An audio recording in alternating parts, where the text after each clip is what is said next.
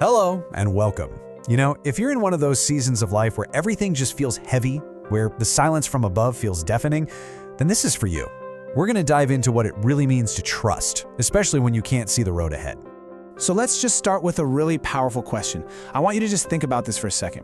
What if that silence, the very thing that makes you feel so forgotten and ignored, what if that's actually the sound of something huge happening just out of sight? Okay, first things first, let's just acknowledge that feeling, because it is incredibly real.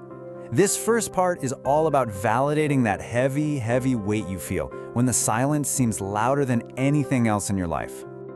Does this sound familiar? I mean, you've done everything you think you're supposed to do, right? You've prayed about it, probably more times than you can count.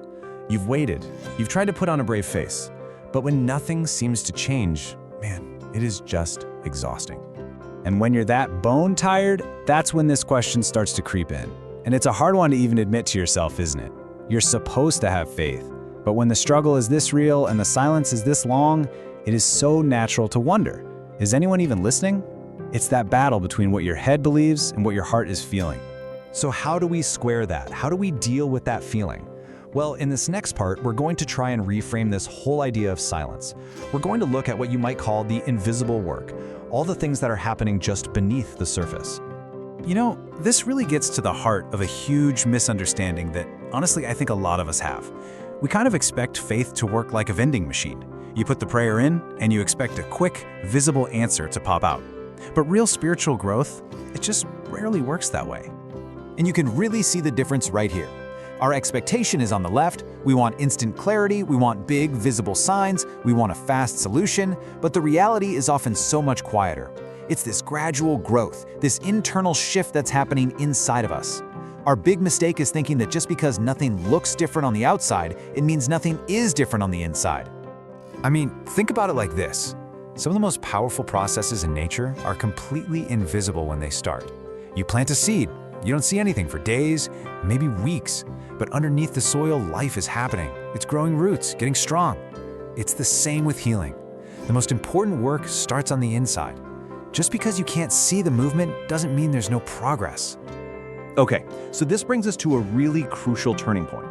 If we can't always see the work that's being done, then what are we supposed to do?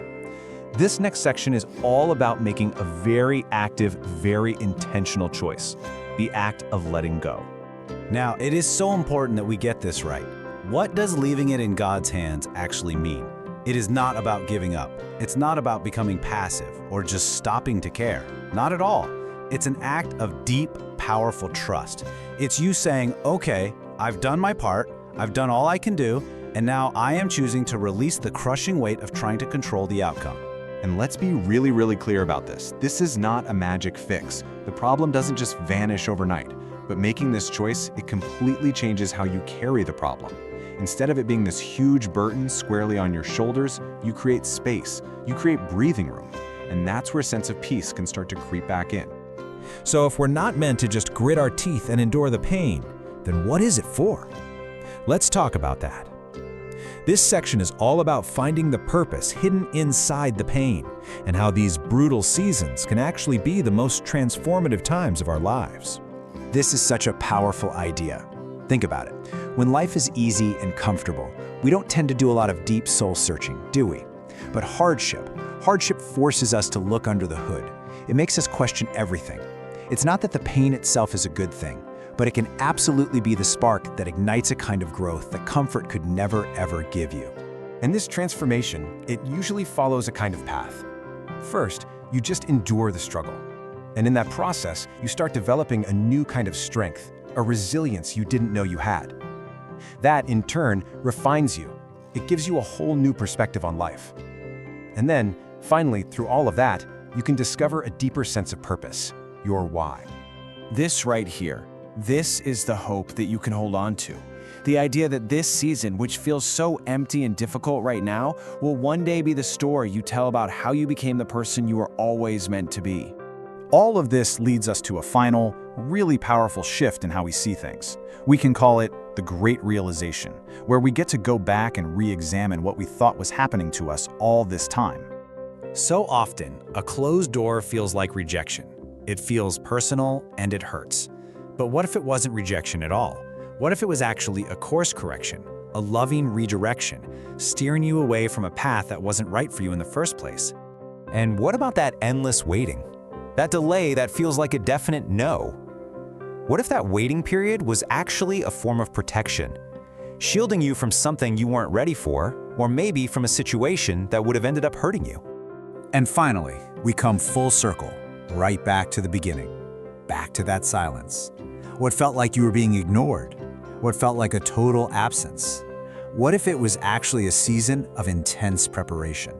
A time when you were being strengthened and equipped for everything that was coming next. Just let that sink in for a moment. That very time you felt the most alone, the most unheard, that might have been the exact moment your life was being turned in a better direction. That no or that not yet might have been the biggest blessing you never knew you were getting. And so we end with this. This is the question that can change everything. It shifts our entire focus away from the pain of the past and toward the promise of the future. Instead of asking, why is this happening to me? We can start to ask, with a new sense of hope and trust, what is this preparing me for?